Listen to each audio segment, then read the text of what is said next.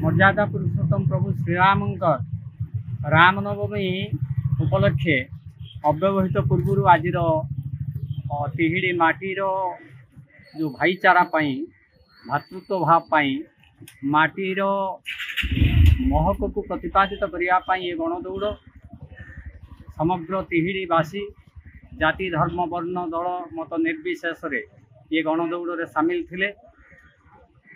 देशप्रीति एवं जातिर उत्थान पाई समस्त भितर संप्रीति सद्भाव सौहार्द प्रतिष्ठा करने गणदौड़ एक माध्यम।